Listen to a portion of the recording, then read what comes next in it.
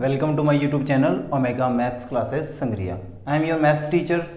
Today I explain exercise 8.1 and question number 6 and इससे जो भी जितने भी लास्ट क्वेश्चन किए हैं अपने और वीडियोस हैं उनका डिस्क्रिप्शन बॉक्स में लिंक मिल जाएगा और जितने चैप्टर कंप्लीट हो चुके हैं उनका भी आपको डिस्क्रिप्शन बॉक्स में लिंक मिल जाएगा। तो अगर आपने अभी तक चैनल को सब्सक्राइब नहीं किया है तो प्लीज़ चैनल को सब्सक्राइब कीजिए, बेल आइकन को प्रेस कीजिए कि जिससे हमारी डेली जो भी नोटिफिकेशन है वो आपको मिल सके। अभी मतलब कंटिन्यू 9, 10 एंड 12th क्लासेस का सिलेबस डेली वीडियोस अपलोड हो रही हैं, तो प्लीज़ आप ज़्यादा से ज़्यादा स्टूडेंट इस चैनल के साथ जुड़ें। तो अभी क्वेश्चन 6 मैं आपको एक्सप्लेन कर रहा हूँ। तो क्वेश्चन 6 क्या है? If angle A and angle B are acute angle. अब सबसे पहले आपको एक्यूट एंगल पता होने चाहिए। एक्यूट एंगल कौन से होते हैं? जो 90 से बिलो होते हैं, 90 से छोटे होते हैं। And such that cos A equals to cos B, cos A और कॉस बी इक्वल है, देन शो दैट आपको बताना है कि एंगल ए और बी इक्वल हो सकते हैं। बट आपको पता है कॉस ए और कॉस बी की अगर वैल्यू चाहिए तो मतलब राइट एंगल ट्राइंगल बनाना पड़ेगा। तो सबसे पहले मैं एंगल्स की बात हो रही है तो मैं एक राइट एंगल ट्राइंगल यहाँ कंस्ट्रक्ट करता हूँ जिसमें मेरे को बोला गया है कि angle A and angle B are acute angle. कौन से? Acute angle. अब अक्यूट एंगल है तो मतलब 90 से छोटे हैं, तो फिर मैं इसको A लिख लेता हूं और इसको B लिख लेता हूं क्योंकि ये दोनों क्या है 90 से छोटे हैं। और ये जो एंगल C है या आप इसको कोई और नाम भी दे सकते हो, ये आ गया 90 का, क्योंकि राइट एंगल ट्राइंगल होगा तो ये 90 का हो गया। A और B दोनों 90 से क्या है? दोनों 90 से क्या है? Angle A and B is less than 90, is less than 90 मतलब 90 से छोटे हैं। ओके, मतलब 90 बड़ा है। तो इस टाइप से आप लिख सकते हो। अब आपको पता है कि अगर मेरे को यहाँ पता है कि उसने गिवन कर दिया क्या कि cos A इक्वल है cos B के, तो ये मेरे को गिवन है। अब आपको पता है कि cos A क्या होता है। मेरे पास cos A पंडित बद्री प्रसाद हर हर बोले से मेरे पास cos क्या होता है, अगर आप लिख के देख लेना, B अपॉन क्या होता है? H होता है। क्या होता है? B upon H। अब B अपॉन H है तो cos A, A ये है तो इसके सामने वाला ये परपेंडिकुलर हो जाएगा, ये बेस हो जाएगा और ये हाइपोटेन्यूस हो जाएगी। तो मेरे पास cos A कितना आएगा? B upon H। B upon H आएगा तो कितना हो जाएगा मेरे पास? ये हो जाएगा बेस कितना है? AC। यहाँ लिख ही देता हूँ मैं, बेस है AC और हाइपोटेन्यूस है AB। इसी टाइप से अगर मैं cos B की बात करूँ, किसकी? cos B की, तो cos B है तो अगर मैं B एंगल लूंगा तो इसके सामने वाला ये क्या हो जाएगा? फिर परपेंडिकुलर हो जाएगा और ये बचा हुआ बेस हो जाएगा। तो वही B अपॉन H, तो बेस मेरे पास अब आ जाएगा BC और परपेंडिकुलर जो हाइपोटेन्यूस है वो कितनी आ जाएगी? AB। इतनी बात आपको आई होप आपको समझ में आ गई होगी। तो ये वैल्यूज मैं यहाँ फिलअप कर देता हूँ। तो AC upon AB equal BC upon AB। Cross multiply कर देते हैं, AC into AB equals to BC into AB। ये AB इधर चला जाता है, यहाँ उधर वाला AB ले आओ, एक ही बात है, क्योंकि देखो AB दोनों में सेम है, AC BC सेम नहीं है। तो into AB and divided by AB से AB क्या होगा? कैंसिल। तो AC इक्वल्स टू क्या आएगा? BC। तो अगर AC और BC इक्वल आते हैं तो मतलब AC कौन सी थी? अगर राइट एंगल ट्राइंगल में वापस बात करें, मैं दोबारा डायग्राम बना के बता रहा हूँ, ABC। उसने बोला AC मतलब ये वाली साइड, इक्वल किसके है? BC मतलब ये वाली साइड के। तो आपने एक कंसेप्ट और एक थ्योरम पढ़ी हुई है कि अगर ये मेरे पास जो साइड्स हैं, अपोजिट साइड्स हैं, वो इक्वल होती हैं तो उनके जो अपोजिट एंगल है, ये वाला एंगल और ये वाला एंगल भी क्या होते हैं? Opposite sides are equal and opposite angles are equal. तो मतलब अगर ये और ये साइड इक्वल हैं तो अपने को पता है कि ट्राइंगल की एक प्रॉपर्टी है कि अगर ये दोनों साइड से इक्वल हैं तो ये एंगल और ये एंगल भी क्या होते हैं? इक्वल। तो एंगल AB किसके होगा? B के इक्वल होगा। तो यही आपको क्या करना था? प्रूफ करना था। Hence proved. आई बात समझ में? बहुत ईजी सा क्वेश्चन था। ओके, अभी करेंगे क्वेश्चन नंबर 7। तो क्वेश्चन नंबर 7 में ध्यान देना भी क्या है, अभी बहुत से क्वेश्चन अपने ने कर लिए हैं ऐसे। तो कॉट मेरे पास है यहाँ, तो जब मेरे को साइन कोस इस टाइप की वैल्यूज फाइंड करनी हो तो दो वैल्यूज गिवन होंगी और थर्ड मेरे को फाइंड करनी होती है। तो कोट मेरे पास क्या होता है, कोट आपको पता है पंडित बद्री प्रसाद हर हर बोले। तो कोट जो होता है वो मेरे पास 4th नंबर पे होता है, यहां होता है। तो क्या होता है B/P। मेरे को तो डायरेक्टली भी याद है बट मैं आपको बताने के लिए यहां लिख रहा हूं, तो ध्यान देना भी। ये ट्राइंगल बन गया। अब देखो यहाँ थीटा है, कोई पर्टिकुलर एंगल का नाम नहीं है यहाँ, तो आप कैसे भी लिख देना ABC। तो यहाँ मैंने थीटा लिख दिया क्योंकि ये थीटा है तो इसके सामने वाला ये परपेंडिकुलर हो जाएगा, ये बेस हो जाएगा और ये हाइपोटेन्यूस हो जाएगी। तो कोट थीटा। अब कोट मेरे पास कितना है थीटा, तो बेस कितना आ गया मेरे पास 7 सेंटीमीटर आ गया इसको अगर कंपेयर करता हूँ, और परपेंडिकुलर कितना आ जाता है मेरे पास 8। आई बात समझ में। B/P होता है, बेस आ जाता है 7 और परपेंडिकुलर है वो 8 आ जाता है। अब थर्ड साइड फाइंड करनी है in triangle ABC। By Pythagoras theorem hypotenuse square equals to base square plus perpendicular square. तो हाइपोटेन्यूस मेरे को फाइंड करनी है जो है मेरे पास AC स्क्वायर, एंड जो बेस है वो मेरे पास है 7 स्क्वायर हो जाएगा, और परपेंडिकुलर है वो हो जाएगा मेरे पास 8 का स्क्वायर। तो ये आएगा मेरे पास AC square equals to 49 plus 64। Add up करोगे तो AC इक्वल्स टू √113। एडअप कर लेना 100 और 13, 113। स्क्वायर उस साइड जाएगा तो अंडर रूट में कन्वर्ट हो जाएगा। तो 113 के फैक्टर्स नहीं होते हैं तो वो रूट में ही रहेगा। आप करके देख लेना, इसके कोई फैक्टर्स नहीं होंगे, कोई भी रूट से बाहर नहीं आएगा। तो जो हाइपोटेन्यूस है वो मेरे पास कितनी आ जाती है √113। अब देखो अगर मैं फर्स्ट पार्ट की बात करता हूँ, किसकी, फर्स्ट पार्ट की, तो फर्स्ट पार्ट में मेरे को किस किस की वैल्यू चाहिए, एक तो साइन थीटा की चाहिए और एक कोस थीटा की। तो सबसे पहले मैं साइन थीटा की वैल्यू फाइंड करता हूँ। तो साइन मेरे पास होता है P/H। आप देख सकते हो पंडित बद्री प्रसाद मैंने लिखा था यहाँ, ये रहा। तो P/H। तो P मेरे पास कितना है, मतलब परपेंडिकुलर कितना है 8 है, और मेरे पास जो हाइपोटेन्यूस है वो कितनी है √113 है। फिर दूसरी जो वैल्यू मेरे को चाहिए वो चाहिए कोस थीटा की। किसकी, कोस थीटा की, वो होती है B/H। तो B मतलब बेस, बेस कितना है 7 और हाइपोटेन्यूस कितनी है 100√13। आई बात समझ में। अभी देखो फर्स्ट पार्ट को अगर सॉल्व करते हैं तो फर्स्ट पार्ट का जो सॉल्यूशन है वो यहां से शुरू होता है। देखो क्या है मेरे पास सॉल्यूशन, फर्स्ट पार्ट की बात कर रहा हूं, यहां से ध्यान दे लेना भाई। क्या है 1 plus sine theta. Sine theta की वैल्यू कितनी है मेरे पास 8/√13, यही है। फिर 1 माइनस साइन थीटा है तो 1/√113। आई बात समझ में इतनी। अब इसके डिवाइड में भी क्या है मेरे पास 1 प्लस कोस और 1 माइनस कोस। तो 1 प्लस कोस, 1 प्लस करता हूं तो 7/113 और 1 माइनस करता हूं तो 7/113। तो ध्यान देना यहाँ मैंने सिर्फ साइन थीटा और कोस थीटा की वैल्यू फिलअप की हैं। अभी यहाँ आप देख सकते हो कि अगर डायरेक्ट कैलकुलेशन करो, इसकी इससे मल्टीप्लाई फिर इसकी इससे मल्टीप्लाई करो तो भी आप कर सकते हो। अदरवाइज अगर आप देखो तो ये A है, ये B है, प्लस में है, ये A है, ये B है, तो यहाँ एक आइडेंटिटी भी फॉलो हो रही है, वो करो तो बहुत अच्छी बात है। A plus B, A minus B equals to क्या होती है A² माइनस B²। ये आइडेंटिटी लगाओगे तो कैलकुलेशन थोड़ी सी इजी हो जाएगी। अगर डायरेक्ट करो तो वो आपको कैलकुलेशन आती है। तो मैं आइडेंटिटी का यूज़ करता हूँ तो क्या हो जाएगा मेरे पास A का स्क्वायर मतलब 1 का स्क्वायर माइनस 8/100√13 का square and divided by, divide में क्या आएगा इसके, कितना आएगा 1 का स्क्वायर माइनस 7/100√13 का स्क्वायर। आई बात समझ में इतनी।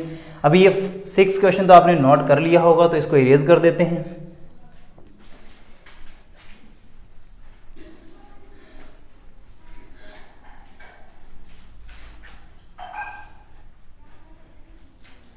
अभी ध्यान देना भाई, अगर इसकी कैलकुलेशन को अपने आगे एक्सटेंड करते हैं तो क्या आएगा मेरे पास 1 का स्क्वायर क्या आता है 1 ही होता है, माइनस 8 का स्क्वायर करें तो 64 आएगा, और मेरे पास अंडर रूट। अब देखो अंडर रूट 113 पे अगर स्क्वायर है तो स्क्वायर से क्या हो जाता है अंडर रूट कैंसिल हो जाता है। नहीं तो आप ऐसे लिख लेना, 2 बार लिखोगे स्क्वायर है तो इसकी स्क्वायर का मतलब क्या है, इसको 2 टाइम राइट करना है तो 113 आएगा। कितना 113। तो आई होप आपको इतनी सी बात समझ में आ गई होगी। फिर उसके बाद में 1 माइनस नीचे कितना आएगा 7 का स्क्वायर 49 अपॉन 130। अभी ध्यान देना, अब क्या करेंगे, इसका एलसीएम लिया जाएगा। एलसीएम कितना आएगा इसका, अगर एलसीएम लोगे तो आप एलसीएम आएगा 130। तो क्या आ जाएगा, यहाँ 1 है, इसके नीचे भी 1 है, तो यहाँ आएगा 113 माइनस 64 एंड डिवाइडेड बाय क्या आएगा, एलसीएम फिर से 113 आएगा नीचे वालों को भी, तो 113 माइनस 49। इसको सॉल्व करते हो तो क्या आता है, ये आएगा ऊपर से 49 डिवाइड बाय 113 और ये टर्म्स हैं ऊपर जाके हो जाएंगी रेसिप्रोकल, क्योंकि डिवाइड में है तो मल्टीप्लाई में करेंगे तो ये हो जाएंगी रिवर्सेबल, मतलब 113 डिवाइड बाय 64। 113 माइनस जब 49 करोगे ना तो आपका 64 ही बचेगा, और 113 माइनस 64 करोगे तो 49 ही बचेगा। 113 से 113 कैंसिल हो जाता है, तो 49 अपॉन 64 आपका आंसर हो जाता है। तो आई होप आपको ये चीज़ अच्छी तरह समझ में आ गई होगी। तो अभी इसका सेकंड पार्ट अपने करेंगे। तो सेकंड पार्ट में अपने को किसकी वैल्यू चाहिए, कोट थीटा की, किसकी, कोट थीटा। और पंडित बद्री प्रसाद हर भोले से आपको पता है कि कोट कहाँ होता है, यहाँ होता है। तो कोट क्या हो जाएगा, B upon P, B upon P. तो बेस मेरे पास कितना है, यहाँ देखा जाए तो बेस है मेरे पास कितना 7 और परपेंडिकुलर कितना है 8। तो मेरे को यहाँ किसकी वैल्यू चाहिए, मेरे को यहाँ फाइंड करनी है कोट स्क्वायर की, किसकी, कोट स्क्वायर की। अब कोट स्क्वायर थीटा करना है तो आपको सिंपल सी बात पता है, जो भी कोट की वैल्यू है उसका स्क्वायर कर देंगे तो वो आ जाएगी कोट स्क्वायर। देखो कोट स्क्वायर लिखा है तो आप इसको ये भी लिख सकते हो कोट थीटा की होल स्क्वायर, दोनों एक ही बात है, ठीक है। तो ये हो जाएगा कितना 49 डिवाइड बाई 60। तो इस टाइप से आपने इन क्वेश्चंस को सॉल्व करना था। तो 2 पार्ट थे, दोनों मैंने सॉल्व कर दिए। तो प्लीज़ आप वीडियो को पॉज करके इसको नोट डाउन कीजिए, फिर करेंगे नेक्स्ट पार्ट। तो ओके स्टूडेंट, अभी करेंगे क्वेश्चन नंबर 8। तो क्वेश्चन नंबर 8 भी बहुत ईजी सा क्वेश्चन है, तो बस सिंपली इसको समझना है अपनों ने। तो वही अपने पास ये चीज़ गिवन है, तो आप सबसे पहले इसको सॉल्व करोगे तो 3 कोट ए इक्वल्स टू 4। तो ये 3 इधर चला जाएगा तो क्या हो जाएगा, कोट ए इक्वल्स टू 4/3। तो कोट मेरे पास क्या होता है, आप लिख लिया करो हर बार, पंडित बद्री प्रसाद, जितनी बार लिखोगे उतनी बार याद हो जाएगा। तो क्या होता है बी अपॉन पी। तो क्या आ जाएगा, सबसे पहले मैं राइट एंगल ट्राइंगल ड्रॉ करूंगा। तो राइट एंगल ट्राइंगल में मेरे पास ये राइट एंगल हो गया, ए बी और सी। ए मैंने यही क्यों लिखा, क्योंकि बेस में लिखेंगे तो परपेंडिकुलर में कोई प्रॉब्लम नहीं आएगी, तो ये परपेंडिकुलर हो जाएगा, ये बेस और ये हाइपोटेन्यूस। तो मेरे पास यहाँ से देखा जाए तो बेस कितना आ जाता है 4 और परपेंडिकुलर कितना आ जाता है 3। तो अभी मेरे को हाइपोटेन्यूस फाइंड करनी है। तो by Pythagoras theorem in triangle ABC, तो hypotenuse square equals to base square plus perpendicular square. Hypotenuse है वो AC है तो AC का स्क्वायर, बेस है वो मेरे पास 4 है तो 4 का स्क्वायर, परपेंडिकुलर 3 है तो 3 का square. AC equals to under root, ये स्क्वायर इधर आके अंडर रूट में कन्वर्ट होगी, ये हो गया 16 + 9। AC इक्वल्स टू कितना हो जाएगा अंडर रूट 25, तो AC इक्वल्स टू आएगा मेरे पास 5। अब AC मेरे पास 5 आ गया, AC यानी कि हाइपोटेन्यूस कितना आ गया 5। अब देखो मेरे को क्या क्या यहाँ check whether 1 minus tan square A 1 plus tan square A equal होना चाहिए cos square A minus sine square A और नॉट। वो कहता बताओ कि इक्वल है तो यस, नहीं है तो नॉट। इक्वल है या नहीं है ये अपने को चेक करना है। तो सिंपल सी बात है कि अगर अपने को चेक करना है तो एक तो टेन की वैल्यू चाहिए, एक कोस की और एक साइन की। तो तीनों वैल्यूज मैं यहाँ फाइंड कर लेता हूँ। तो टेन ए करता हूँ, तो टेन मेरे पास ए है तो P upon B, P upon B. तो P मेरे पास मतलब परपेंडिकुलर कितना है 3 और B मतलब बेस कितना है 4। सेकंड वैल्यू मेरे को चाहिए साइन ए की, किसकी, साइन ए। अब साइन क्या होता है मेरे पास P अपॉन एच। आप ये चीज़ें लिख के देख सकते हो बार बार, P अपॉन एच। अब P मेरे पास कितना है यहाँ से देखा जाए तो परपेंडिकुलर है 3 और हाइपोटेन्यूस कितनी है 5।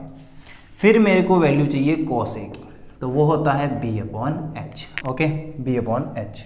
तो बेस कितना है 4 और h कितना है मेरे पास 5।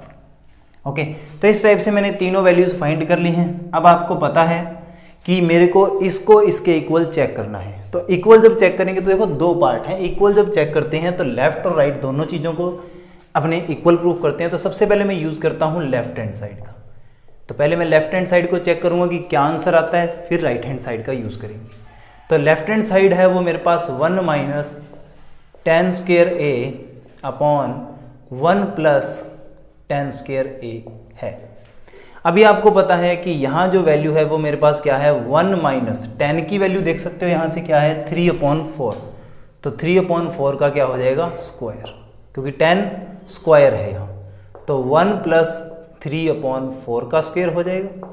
एंड इसको अगर जब आप सॉल्व करोगे तो क्या आएगा 1 कितना आ जाएगा 1 माइनस 9/16 और इसको सॉल्व करते हो तो 1 प्लस 9/16। इनके नीचे कुछ नहीं है तो 1 1 फिलअप कर देंगे और ऊपर से एलसीएम लेते हैं तो आएगा 16। तो 16 माइनस 9 और डिवाइडेड बाय कितना आएगा 16 प्लस 9। इसको जब आप सॉल्व करोगे तो कितना आएगा 16 माइनस 9 कितने होते हैं 7/16 और ये जो फ्रैक्शन है ऊपर जाके हो जाएगी रेसिप्रोकल। तो 16/25 कैंसिल। तो योर आंसर इज 7/25।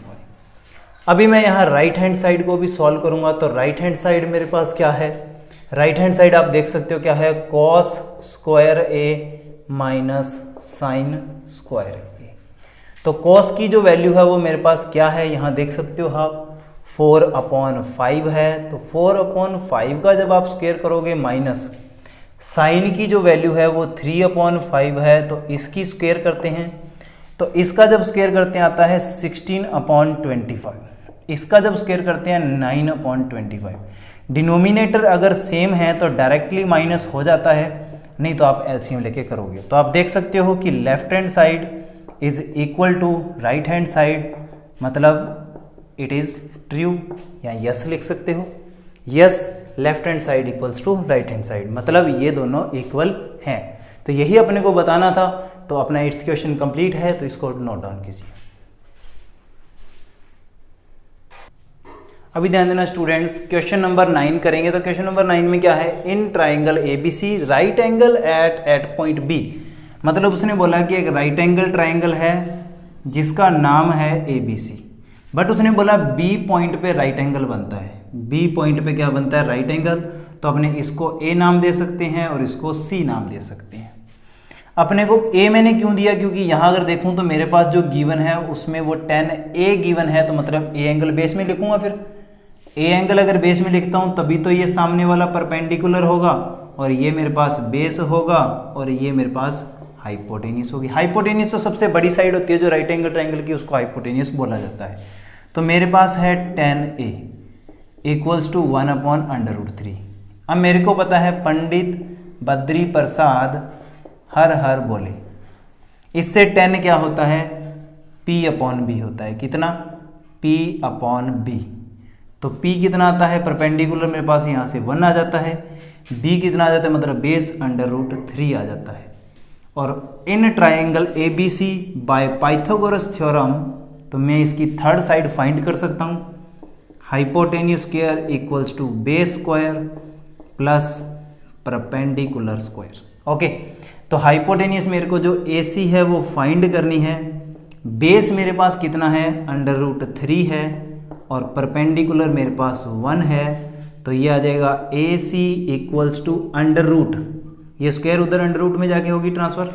√3 का स्क्वायर करें तो 3 आएगा, क्योंकि √3 की पावर 2 है तो उसको 2 टाइम राइट करेंगे तो √रूट इंटू √रूट करेंगे तो सिंपल 3 आएगा प्लस 1।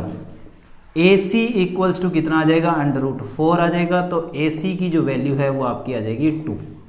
तो AC आपका 2 आ जाता है, मतलब हाइपोटेनियस आपकी कितनी आ जाती है 2। अभी ध्यान देना, जब हाइपोटेनियस 2 आती है तो आपको यहाँ 2 वैल्यूज फाइंड करनी है। देखो किस किस की, एक तो करनी है साइन A की, ठीक है, दूसरी करनी है साइन A cos A और cos C और साइन C। 4 वैल्यू फाइंड करनी है आपने। तो मैं पहले यहाँ 4 की 4 वैल्यूज फाइंड कर लेता हूँ। सबसे पहले मैं बात करता हूँ किसकी, साइन A। ए वालों की बात करता हूँ सबसे पहले मैं।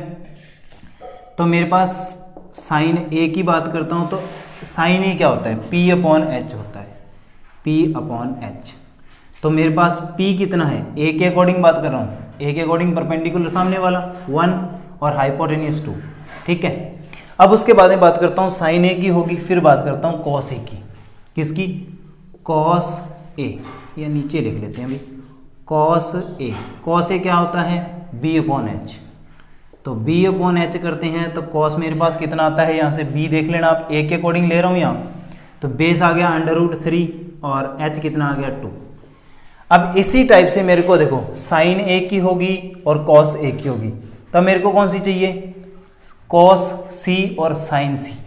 अब ध्यान देना, मैं बात करता हूँ किसकी, कॉस सी की। अब कॉस मेरे पास कितना है, कॉस सी मतलब, या साइन सी लिख लो, सॉरी पहले साइन सी। अब साइन मेरे पास होता है P अपॉन एच, बट आपको पता है कि यहाँ एंगल कौन सा लिया जा रहा है, एंगल कौन सा है, C है। कौन सा एंगल है, एंगल C है। अब एंगल C है तो आपको पता ये है, इसके जस्ट सामने वाला क्या हो जाता है, परपेंडिकुलर, तो वो कितना आ गया √3, और हाइपोटेनियस पे कोई चेंजेस नहीं आएंगे, वो आ जाएगा 2। फिर मेरे को चाहिए कॉस सी की वैल्यू, वो होती है B upon H.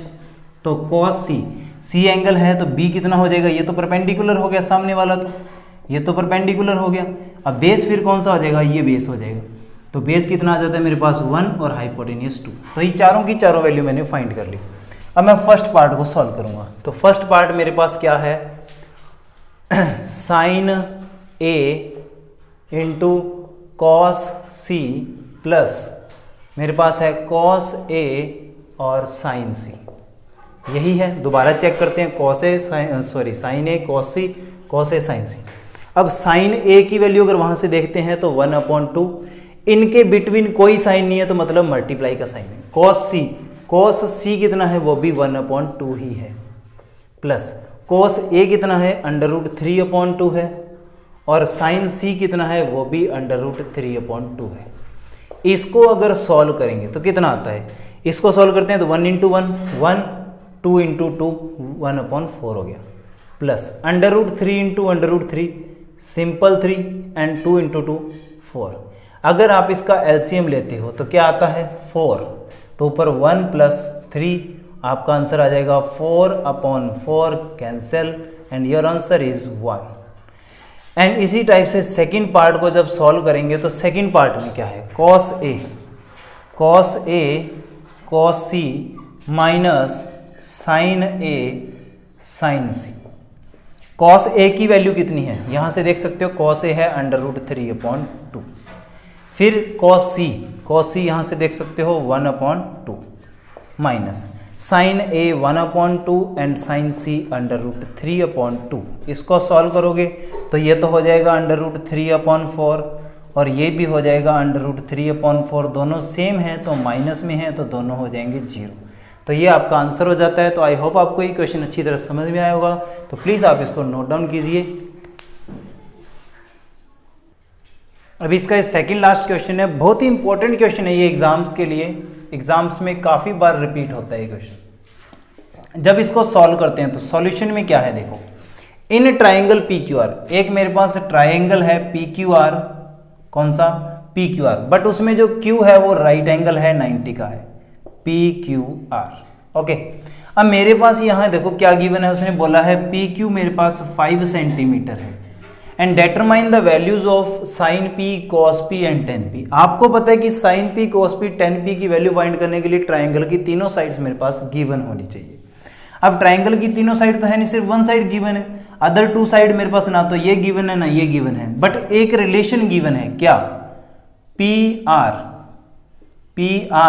Plus QR = 25।